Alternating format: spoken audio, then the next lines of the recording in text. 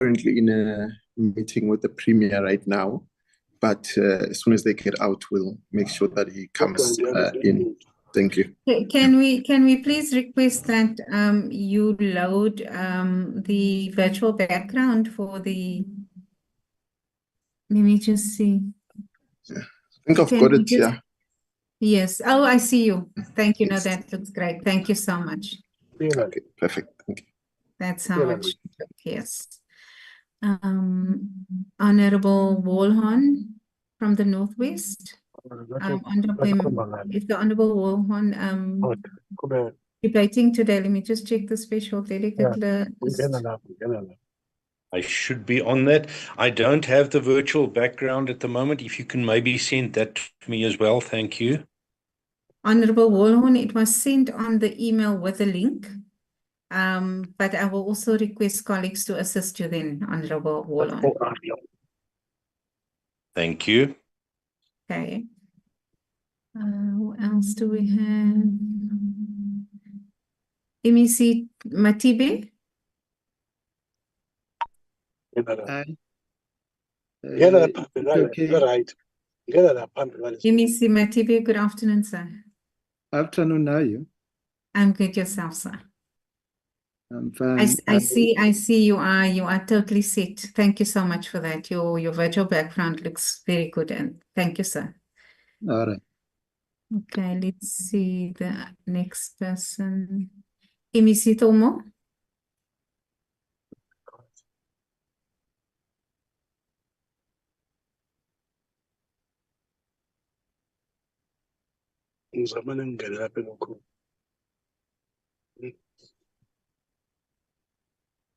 MEC Tomo.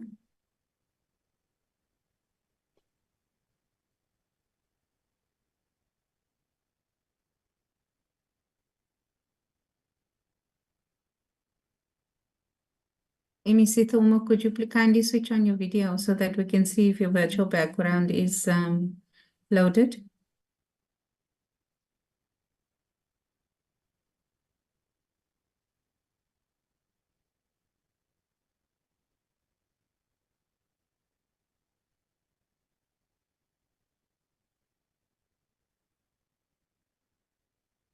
Oh, I see MEC Tomo is not debating, so it's fine for now, but we will have to ensure that all the special delegates, when they log on, they actually have the background loaded.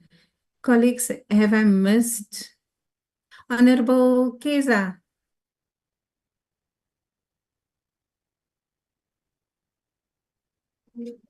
Hello, I'm not debating today, am I? Yes, I see, but I also see you have your virtual background. It looks good. Thank you. No, I'm alive and kicking.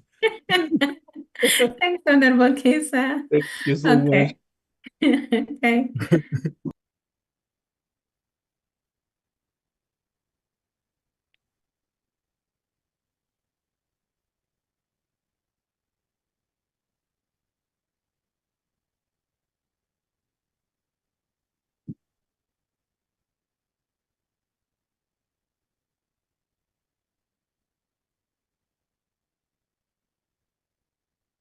Okay, I don't know if I've managed to get to everyone. Ms. Mvulani, Ms. Mnana, and Mr. Molekwa. It's all yours in terms of taking over and ensuring that the delegates are displaying the virtual background. I will be getting ready now to go into the chamber. Thank you. Thank you, colleagues. Thank you, Ms. Bowers. We are busy coordinating that. Some of the members that you saw that were well set, it was after we assisted. Thank you. Thank you, Mr. Molekwa.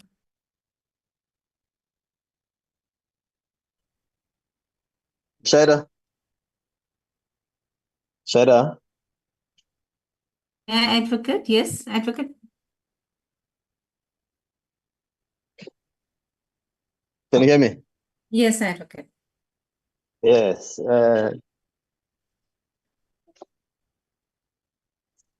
Colleagues, good morning. Oh, good afternoon. Good afternoon, And honorable. Good afternoon. Good afternoon, Advocate.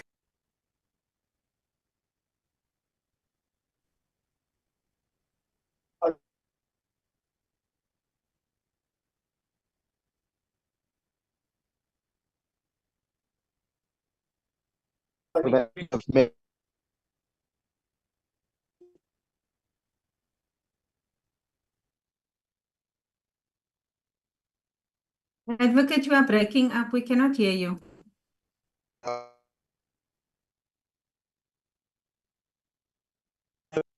Can you hear me?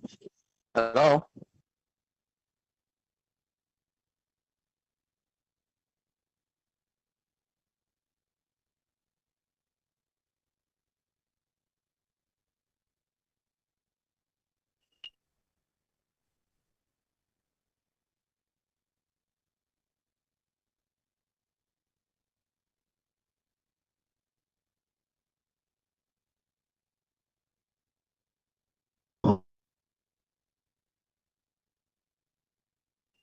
Advocate, we still cannot hear you.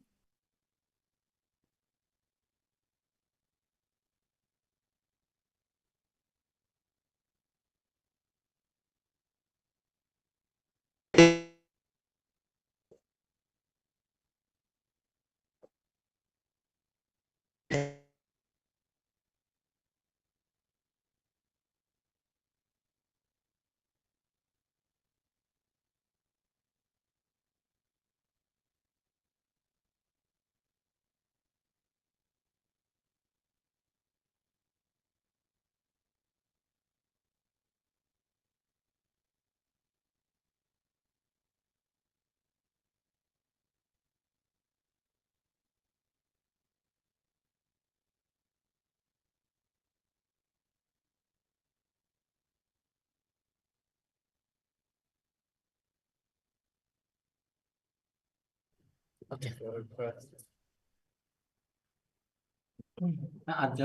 Okay, thank you very much. Hello, can you hear me now? Yes, Advocate. Can you hear me now? Can you hear me now? Shaida? Yes, Advocate, we can hear you. Yes. I am requesting that all members who are virtually in the house and those who are going to debate should use the official background that we have sent to them. All honorable members who are going to debate and are virtually in the house, thank you very much, Honorable Treza. That is what I am requesting from all the members. If any member has a problem with installing the background, that member can be assisted.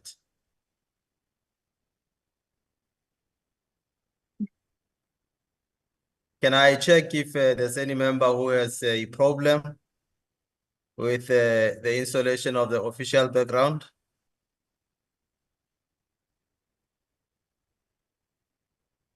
Honorable Minen. It's Honorable Wolvan. I do not have the email with the background, so I cannot load the official background. Thank you. Okay, I'm sure we can send that email to Honorable Minen. The email that we sent out that has got all the papers as well as the link has got the background. I see Honorable Minen has got the background installed. Thanks a lot. Thank you very much. Is there any other member who? I did not receive the official email. I've just received the link as a special delegate. Thank you. Thank you very much. The email that we have sent out will also contain that contains all the papers as well as the link. Will have the background. Honorable, can we assist the honorable member to have the background? Is there any other member who requires a background? Any other member?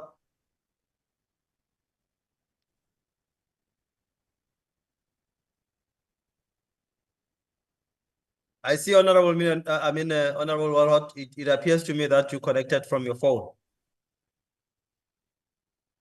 That is correct. At the moment, I'm connected from the phone, but I did not receive the email. I've just received the link. Okay, I'm sure that can be arranged. Are you on the list of speakers? Negative. I am just a delegate. A special delegate. Okay, thank you very much. I'm sure we can send that email to you that has got the background. Also for future purposes, not only for today. Any other Will be appreciated. Thank you very much, Honorable Walhon. Any other delegate who requires assistance with the link? Not the link with the background?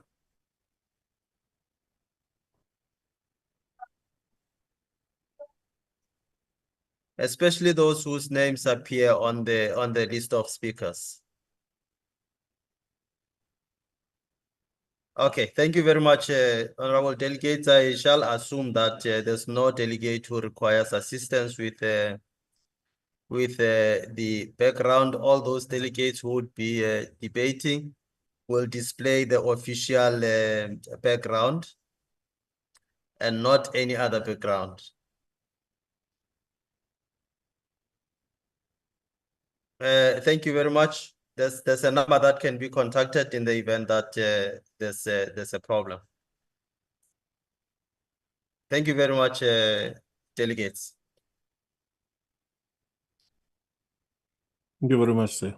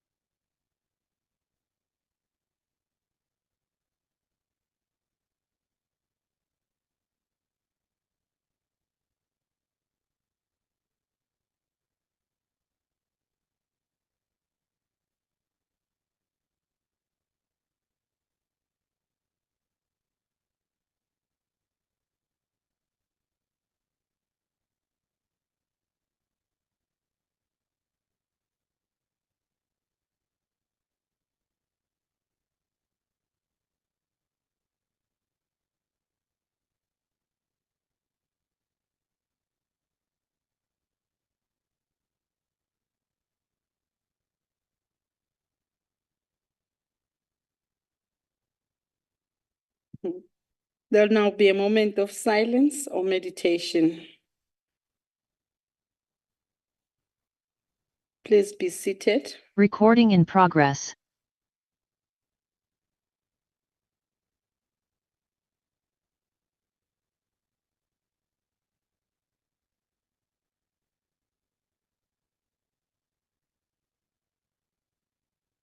Welcome back, Honorable Badenhorst.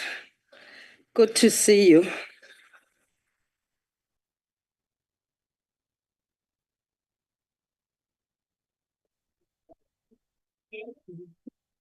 I've registered your apology for yesterday, don't worry. And your leader was here.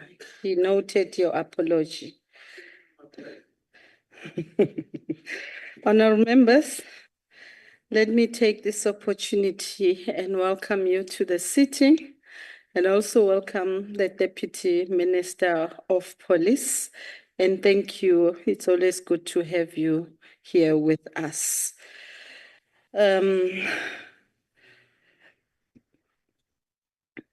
Honorable members, I would like to remind the delegates that the rule, in particular sub-rule 21, 22, and 23 of Rule 103 shall apply in this sitting. I have been informed that there will be no notices or motions without notice. We will now proceed to the first order, which is the consideration of report of Select Committee on Education, Science and Creative Industries,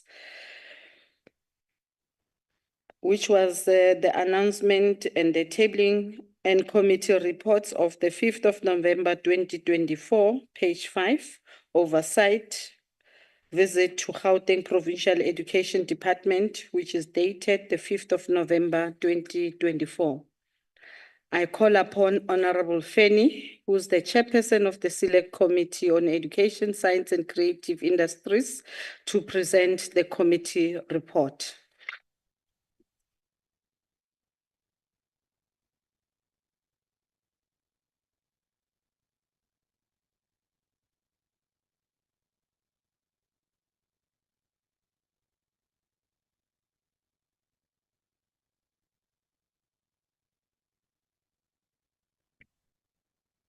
Thank you, Honorable Chairperson, and honorable members of the NCOP. Let me take this opportunity, Honorable Chairperson, to present to this August House the report on the Select Committee on Education, Science and Creative Industries. Chairperson, indeed, the Select Committee have embarked. I think we need to applaud ourselves in terms of the commitment that we've undergone in ensuring that we deliver as per our mandate. The Select Committee on Education and Sciences have embarked on this particular oversight from the 21st to the 22nd October 2024. Indeed, the purpose, Chairperson, of the oversight was for the Select Committee to not only oversight, but also support the Gauteng provincial government in ensuring that schools in the province provide an environment that is conducive to teaching and learning. The particular focus of the committee was on the following categories: schools infrastructure, online school admission system for 2025, safety and security in schools, learner and teacher study material, ICT infrastructure in schools, learner transport, learners with special needs, schools nutrition, as well as sport, arts and culture participations in school. Indeed, Honorable Chair, we have embarked on this particular responsibility to ensure that quality education is achieved by this 7th administration. We've visited different sites as highlighted on the report, and highlighted some of the red lights that we felt as a committee that they need serious attention, of which some of those were the report, were supposed to have been attended at the 6th administration. So we were continuing with that particular task. We must also welcome what the Department of Education in Gauteng province have managed to achieve at this particular juncture within short space of time, as they were mandated to do so in the sixth administration. However, there were projects that were red flagged, and as the select committee,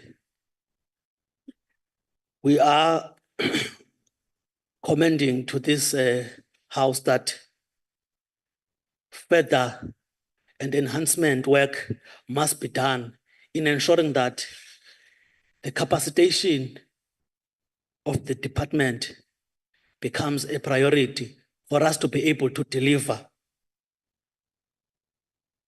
as part of the mandate that were given, Honorable Chair.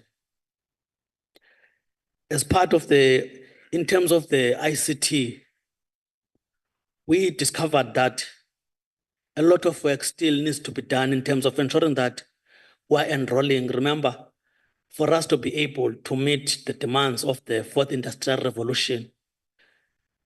Because when we talk about industrial revolution, it can't be something that exists up there in the sky, but it must be felt directly by our learners.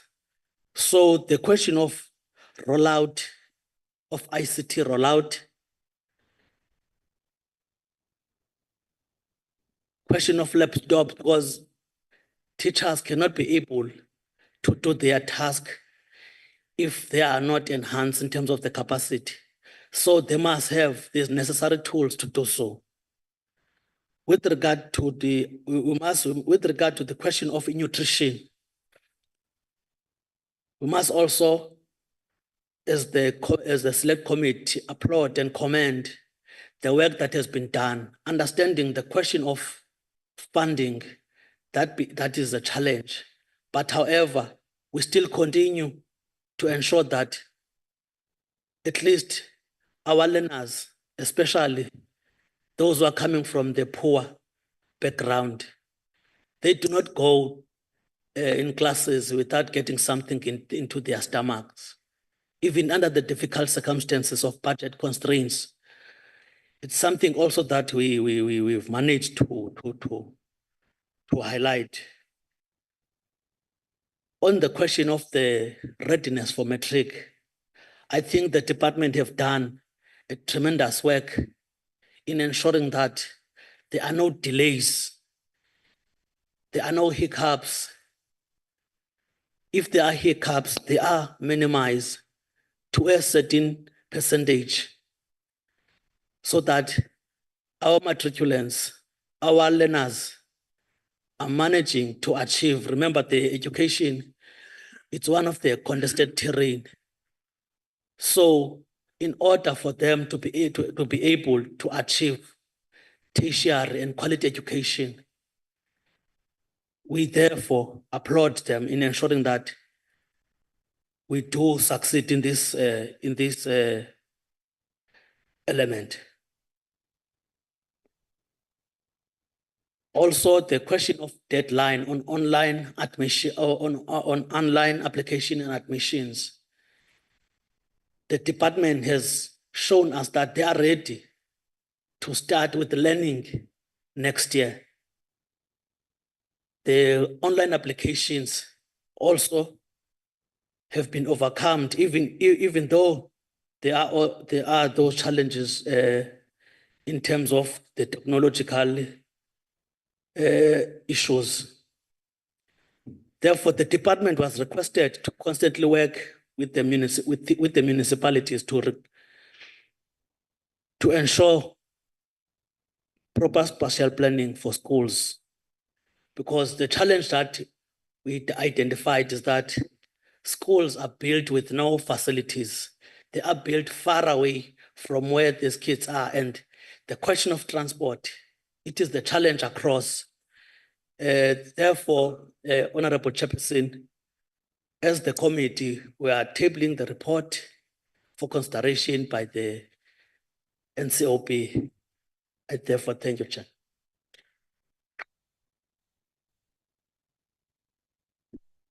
Thank you very much, Honorable Chairperson, for a well-Honorable Chairperson, for a well-articulated tabling of this report. I now put the question before the House whether we adopt the report or not.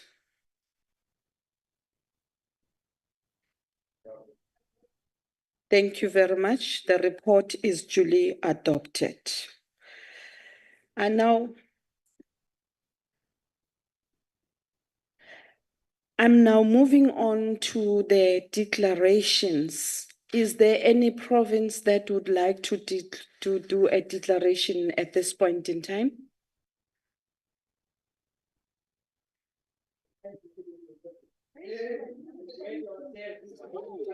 Honorable members, can we not be distracted?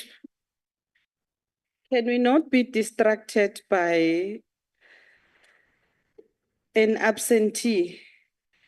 Let's just remain focused as we were yesterday. Had a very nice sitting, Honorable Badenhorst, yesterday.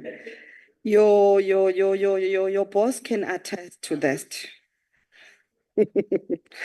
Okay. Are there any declarations that any province would like to make? Honorable Mukwili?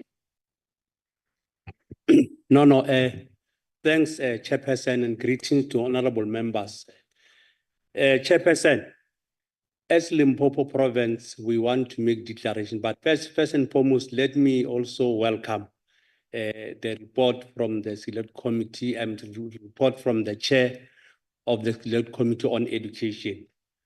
But also to indicate that indeed, I'm not gonna talk even as a member of the committee, but I'll just talk on behalf of the province to say that indeed while there were some challenges that we found when we were busy with the Select Committee, as the Select Committee, as the Chairperson has indicated, we also maintain that there were some recommendations that we made, which we have, as a Select Committee, we have indicated that when we were doing oversight, we were not doing oversight there in Gauteng just for a talk.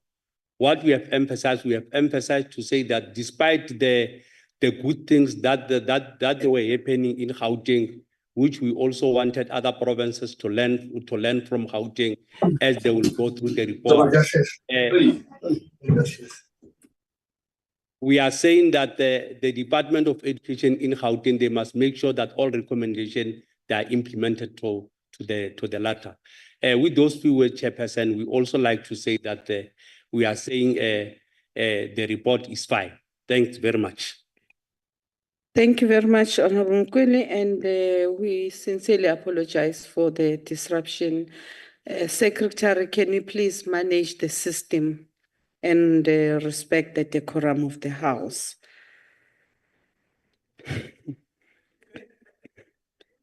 Are there any declarations?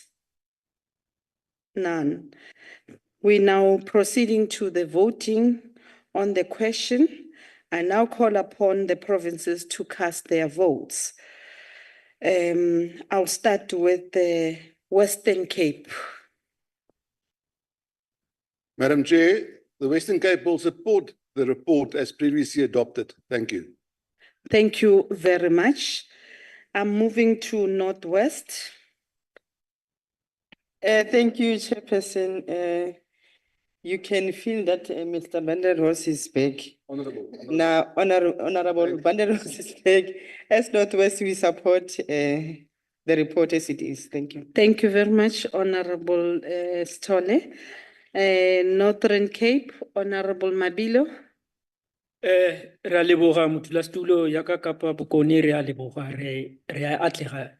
Re a leboga, Honorable Mabilo. We are moving to Mpumalanga. And thank you very much, Chair. My greetings to you and as Mpumalanga, the province of the rising sun, we are supporting the report. Thank you. Cancellation. Limpopo. Ke go leboga modulasetulo, re le province ya Limpopo re amogela report.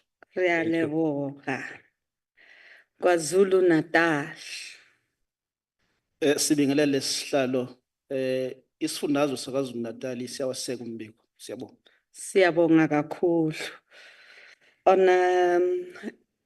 Honorable Mananiso ko Gauteng, ba reng ko Gauteng. Yeah, thank you, Chairperson. Gauteng supports the report. Thank you very much. Honorable Dlamini, ba reng Free State. Me mohlomphehi modulasetulo motsamaisi wa dipuisano Free State e amohela reporto ka ho otloloha. Re a leboga. Inkosi yami. Sihlalo namalungu abekekileyo. Iphondo lengqwele.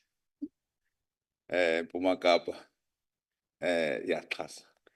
Umbono wekomisi ibulele kumntakafeni nekomiti yakhe. Amako.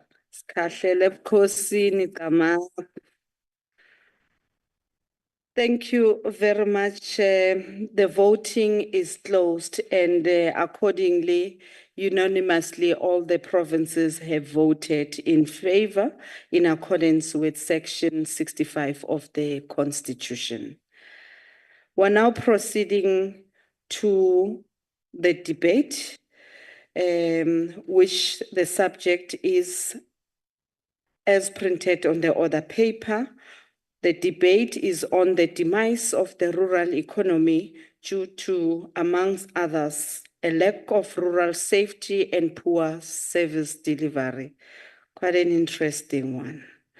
I'd like to take this opportunity once again, welcome the Deputy Minister of Police to the House. I now call upon Honorable Briet to open the debate.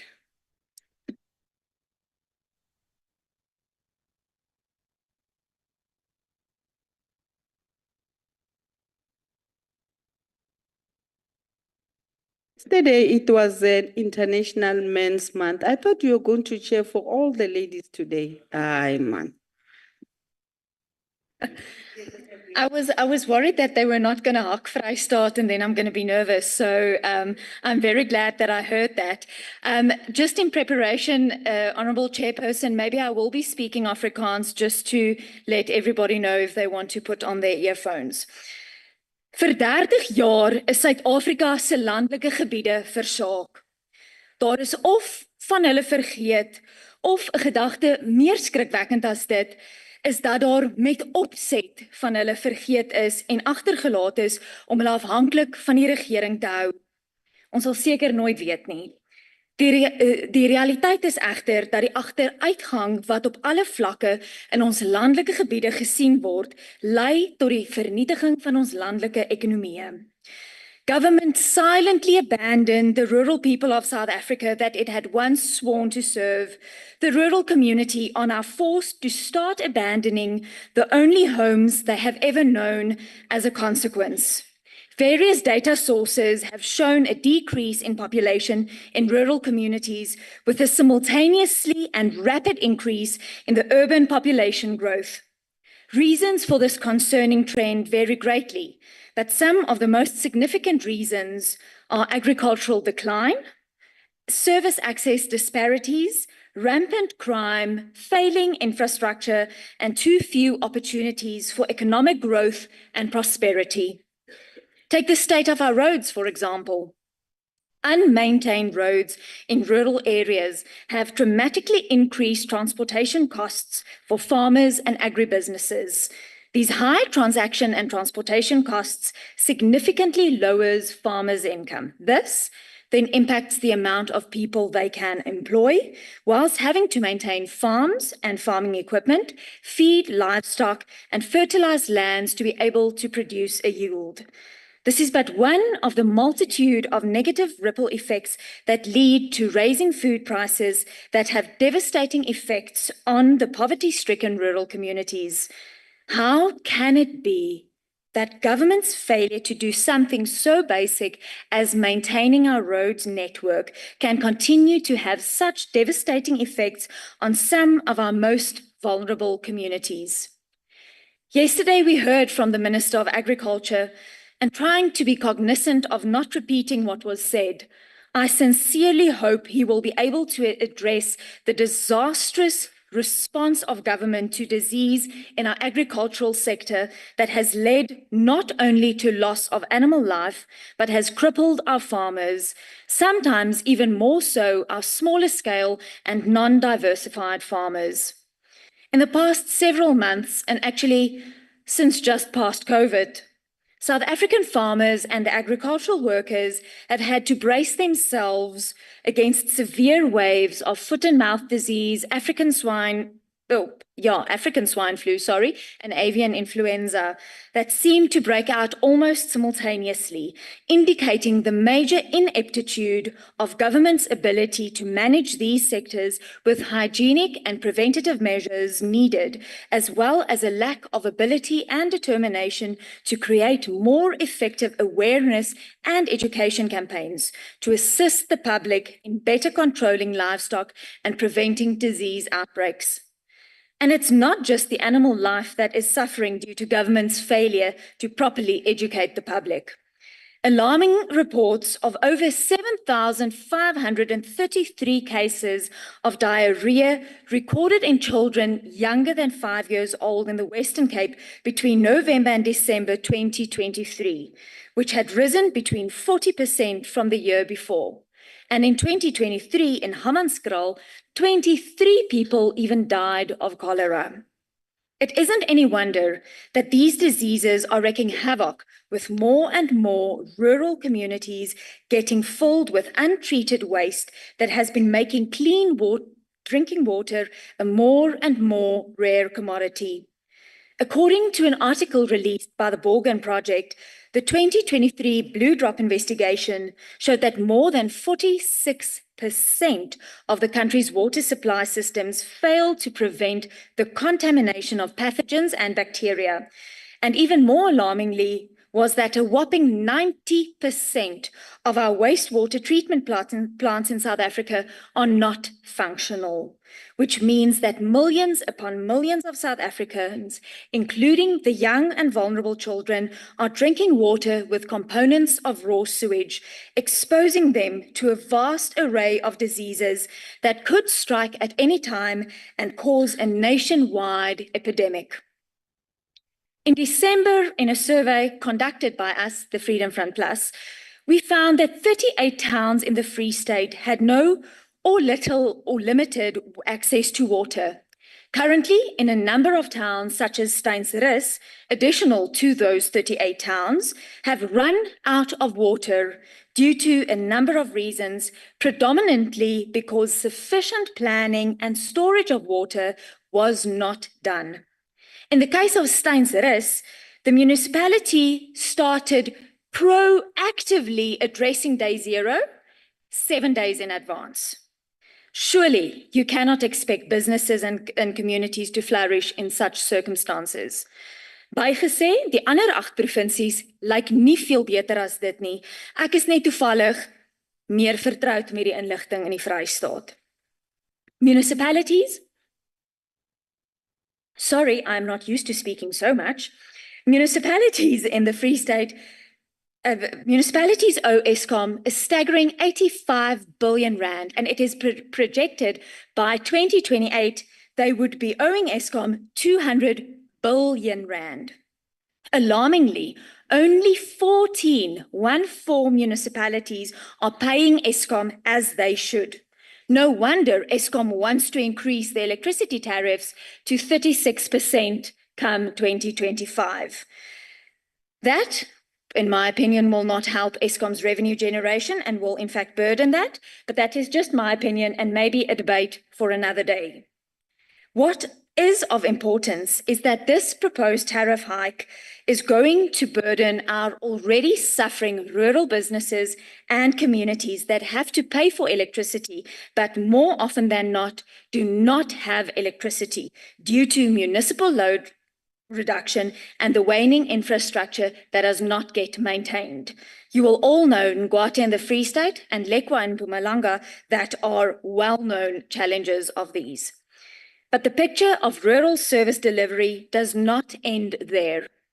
According to COCTA's State of Local Government report, presented to the Parliament Portfolio Committee at the end of last year, only 11.67% of the country's municipalities are defined as being stable.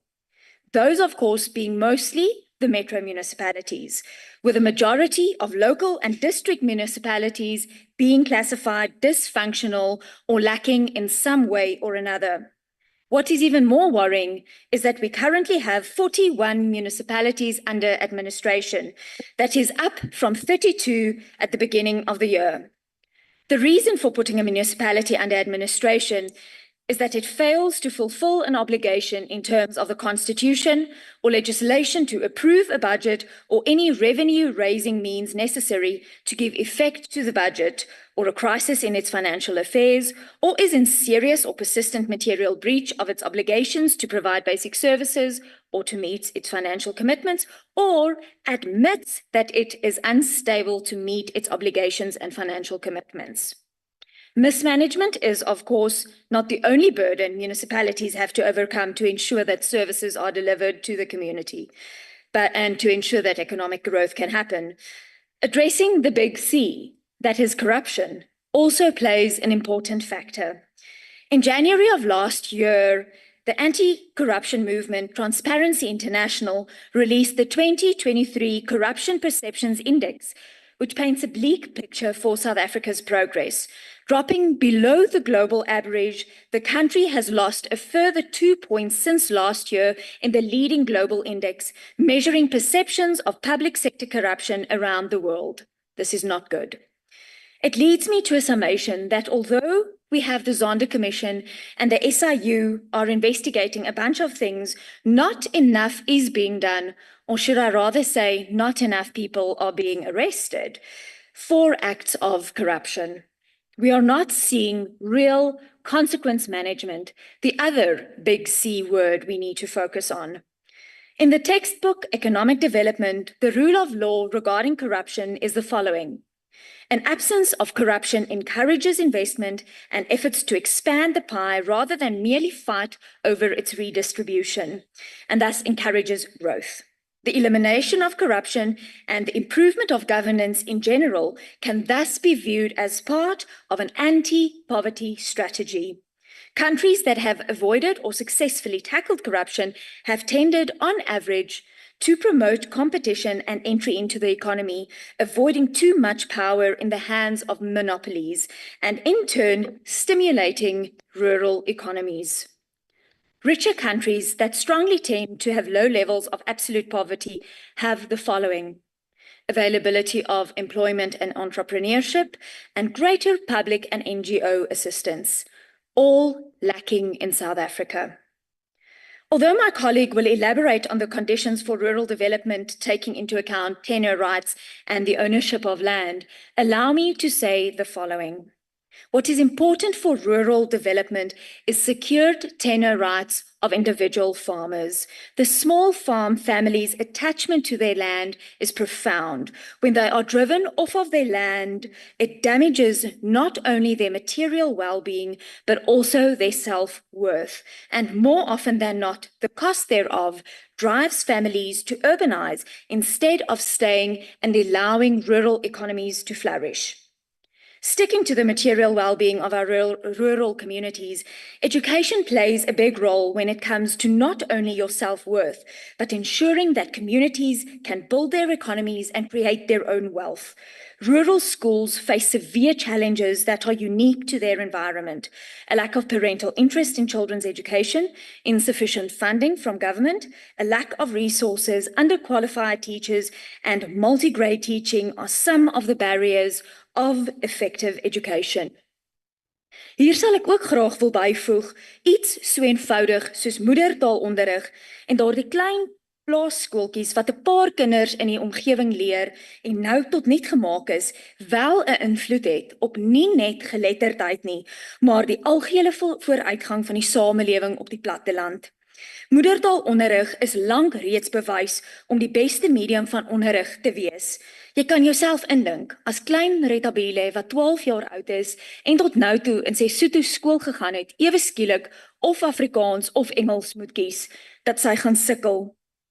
En dit help nie, sou sy uitval, dat sy in ander tale dit moet doen nie. En dan gaan haar gesin en haar gemeenskap in geheel ook agteruit gaan. Ek het nie nodig om daardie bose kringloop te verduidelik nie. Ek misken ook nie die uitdagings van hierdie klein plaasskooltjies nie, maar daardie skooltjies het toegang tot onderwys moontlik gemaak vir duisende kinders op die platteland en het kinders in gesinne gehou en nie weggestuur na koshuise waar daar dwelms en tienerswangerskappe en ander uitdagings is nie. Laat ek die laaste uitdaging wat die groei van ons plattelandse ekonomie kniehalter is natuurlik landelike veiligheid. Na afskaffing van die kommandostelsel het die regering die landelike veiligheidsstrategie of die Rural Safety Strategy opgestel en is dit in 2020 geïmplementeer. Dis 'n 5-jaar plan wat in Maart 2025 tot 'n einde kom en ons gaan moet vra, wat dan? Dit is na 906 landelike en semi-landelike polisiekantore uitgerol en het wisselende vlakke van sukses gesien. Wat wel kommerwekkend is wanneer daar gekyk word na hierdie plattelandse polisiekantore, is dat dit eerstens die bewering van betrokkenheid by syndikaate, onder meer veediefstal syndikaate, en dan ook die beperkte diensure van hierdie kantore wat veronderstel is om 24 ure 'n dag oop te wees. By 2 verskillende polisiekantore in die Vrystaat is ek ingelig dat polisiekantore om 8 uur die aand sluit. Die eerste se verskoning was dat hulle bang is vir skelms. En die tweede was dat daar nie 'n heining is nie en hulle is bang die skelms bekruip hulle van agter af. Nou ek weet nie van julle nie, maar ek as 'n gewone landsburger, as die mense wat my moet beskerm en veilig hou teen daardie skelms self bang is vir hulle, dan raak ek bekommerd. When talking about crime and rural safety, one cannot leave out farm attacks and murders.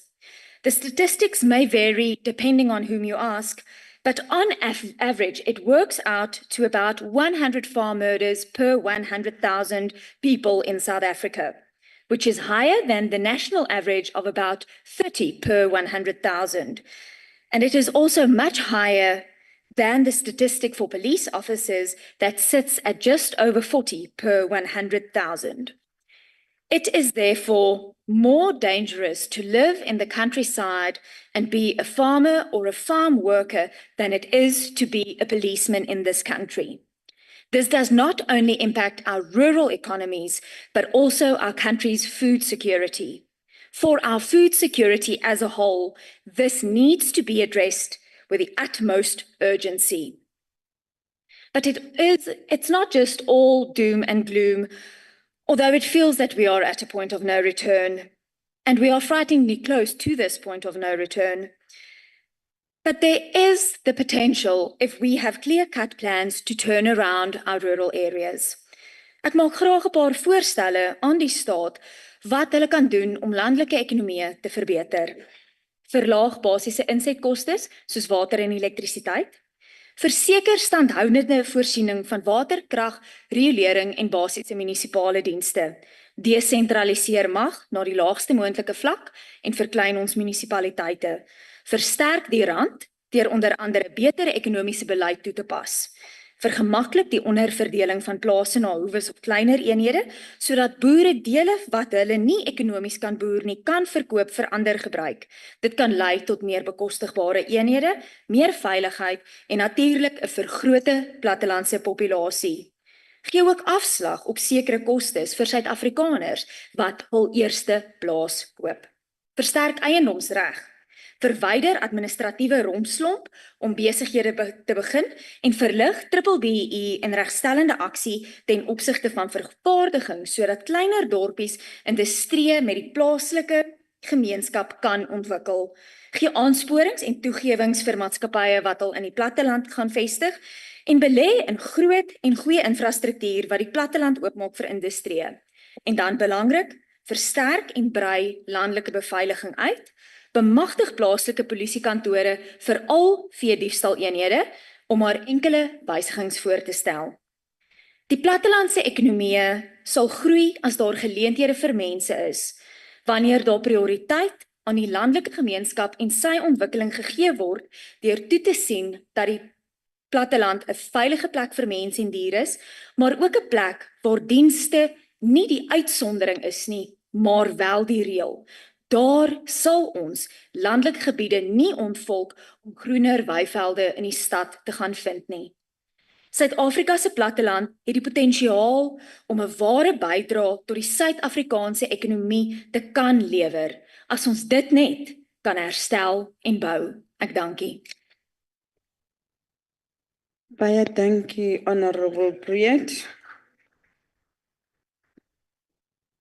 I'm now calling Honorable Matale, the Deputy Minister of Police.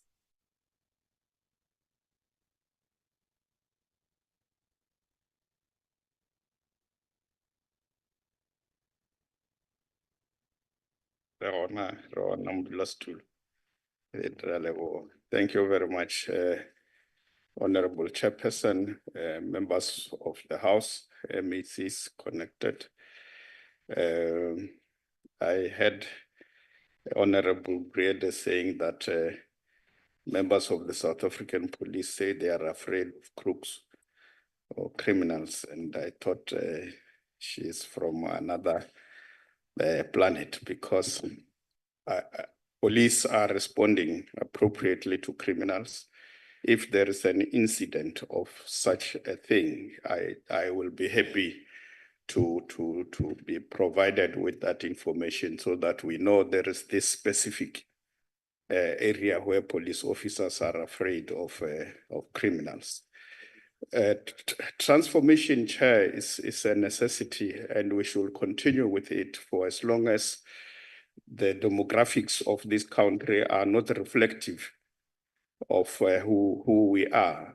Majority of the people who stay in South Africa are Africans in particular and Black in general. And I think for as long as this is not reflected in the economic landscape of the country, and in particular in agriculture, BBEE will become a reality and a necessity for us as an instrument that we need to use to ensure that transformation takes place in our country.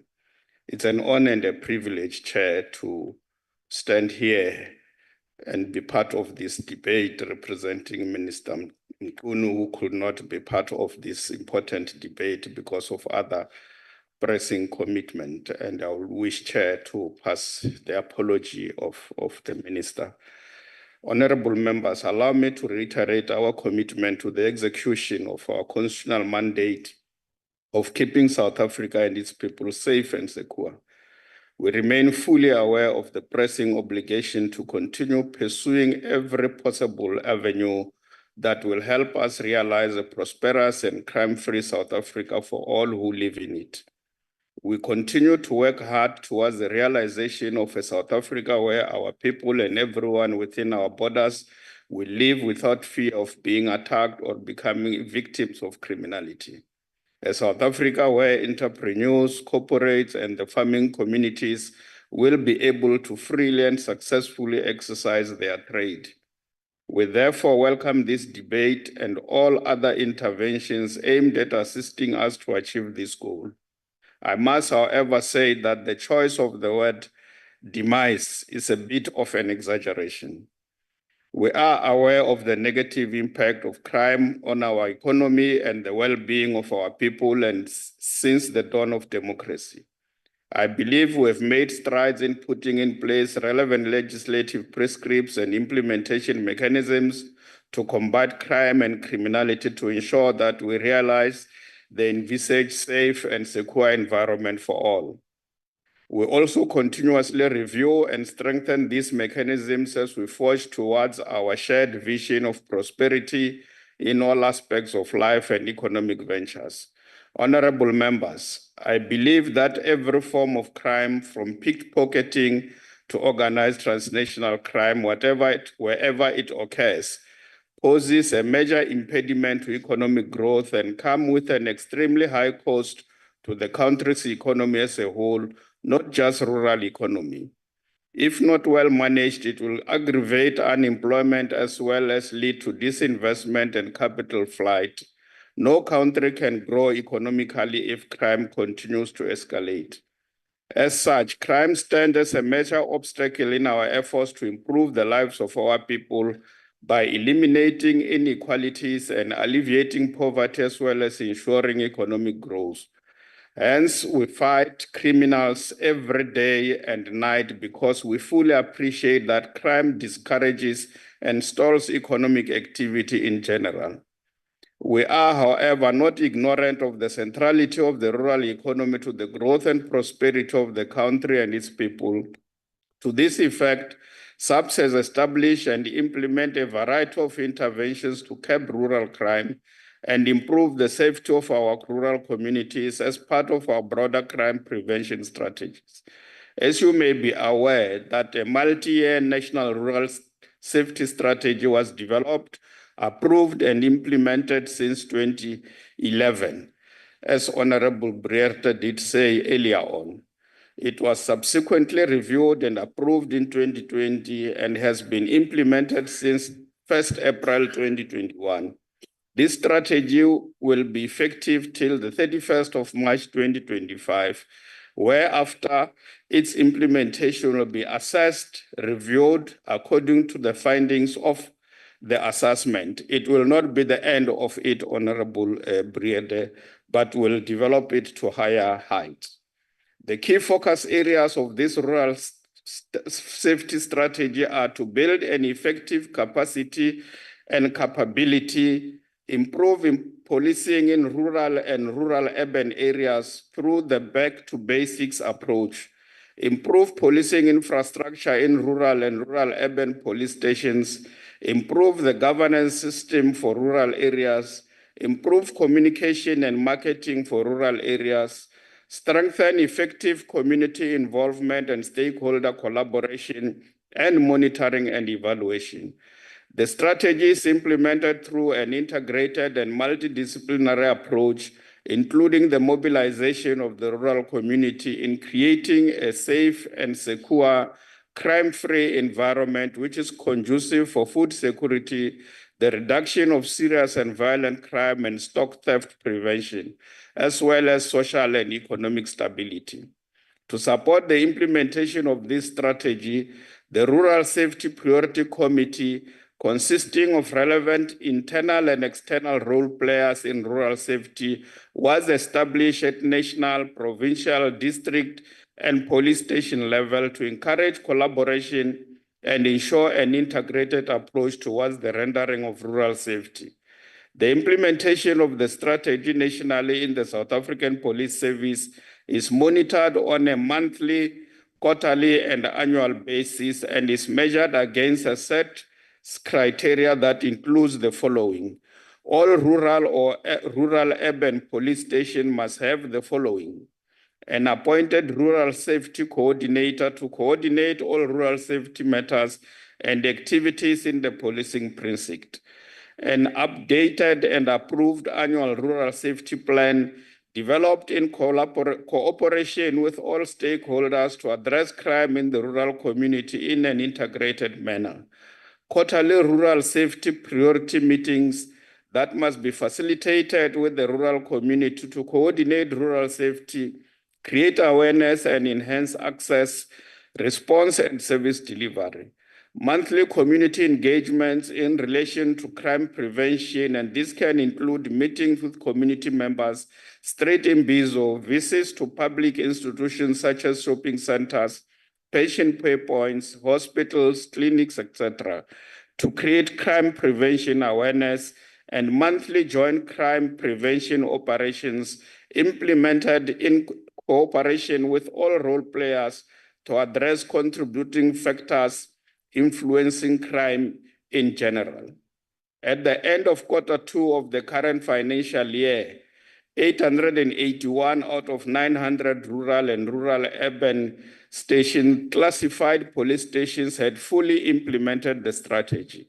In August 2021, former Minister of Police General Begicele engaged with all rural safety stakeholders to listen and address their concerns.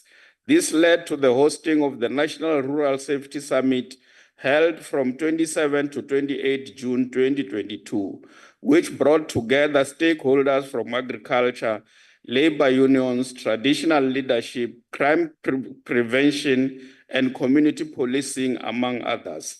The summit aimed to assess the rural safety strategy, identify implementation challenges, and foster community involvement in addressing crime, farm killings, gender-based violence, and labor exploitation within rural communities.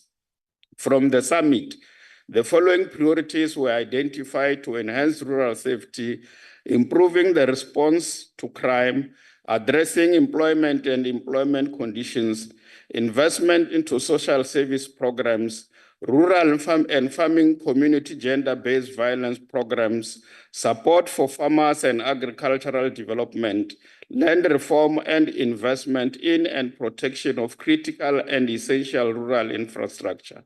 Many other progressive implementation priorities emerged from this summit, with the main being the acknowledgement that rural safety and policing is dependent on a multidisciplinary approach to address the challenges of poverty, inequality, poor infrastructure, and unemployment in rural areas. To address these challenges and to promote collaboration amongst government departments, the Department of Agriculture, Land Reform and Rural Development has adopted the Integrated Rural Development Sector Strategy in 2023. An integrated government departmental steering committee has been established, and monitoring and evaluation framework was adopted to ensure that the strategy is implemented by all identified departments at all levels. The National Rural Strategy also complements the traditional policing concept that is reported to the Inter-Ministerial Task Team work stream on unity, social cohesion, and nation building in rural areas that focus on the killings of traditional leaders.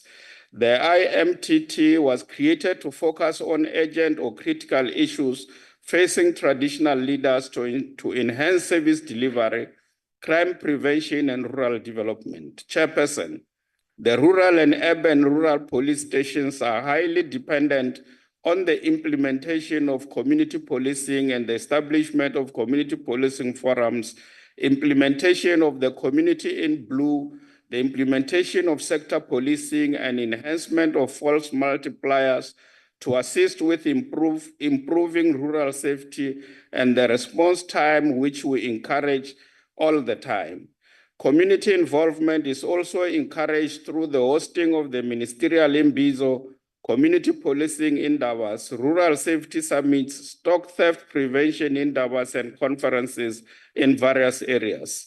SAPS further enhance the involvement of the rural communities through the implementation of the National Policing Strategy by focusing on community mobilization in rural areas. The mobilization includes community engagement such as meetings, street imbizos, etc.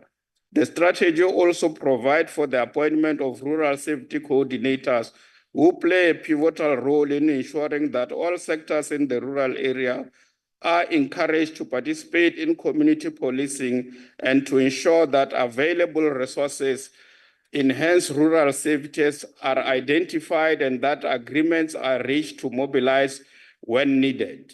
In this regard, the Eyes and Ears project that was initiated by SAPS and Business Against Crime South Africa in urban areas to fight crime jointly in a coordinated manner was piloted in through rural areas, namely Limpopo, Bilabela, Western Cape, West Coast Municipal Area, and KwaZulu-Natal, Umgungundlovu District in 2023.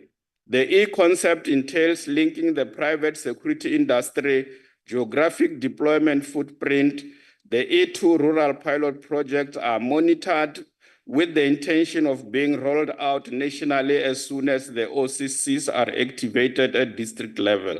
Capacity building of the rural safety coordinators is a priority, and therefore the National Rural Safety Coordinators Forum has been re-established to ensure that the coordinators understand their functions, role, and responsibilities in rural safety. The implementation of all these efforts are beginning to bear fruits, with the crime stats for the period April to June 2024 showing an impressive decline in farm murders compared to the same period in 2023, Chairperson. There are still some criminal activities that are not showing the desired signs of decline, but we can assure the public that we are moving in the right direction and we will ensure that together we defeat criminality in all its forms and manifestation. SAPS is doing its bit to rid the country of crime amidst all challenges within or outside its control. We are also aware of the need to create a conducive working environment for subsistence and commercial farmers to thrive and ensure that there is no threat to food security in the country. However, this is not the responsibility of SAPS alone. All role players need to play their part, for together we can do more. Thank you very much, Chairperson.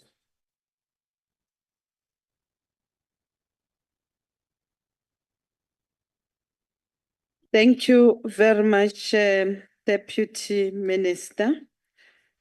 I'm now inviting Honorable Mananiso.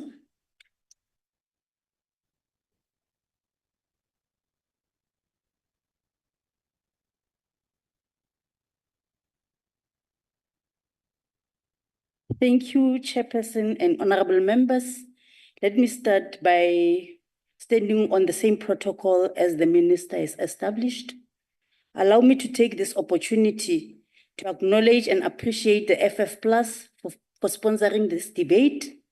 It carries a critical acknowledgement of the ANC policy position that says rural areas in South Africa should not merely serve a backdrops to the country, vibrant urban centers, but remain active economic players. Chairperson, allow me to execute my work as a member of parliament in terms of educating, informing, and creating awareness. As we deliberate in this debate today, on the 18th of November, Parliament Information Alert released a fact sheet on rural safety conducted by Parliament Research Unit. The report is backed by the research from SAHRC 2014, SAPS Rural Safety Strategy, SAPS Rural Safety Summit that was hosted from the 27th to 28th June 2022, and SAPS Rural Safety Strategy, briefing by the Committee of Police dated the 22 March 2023.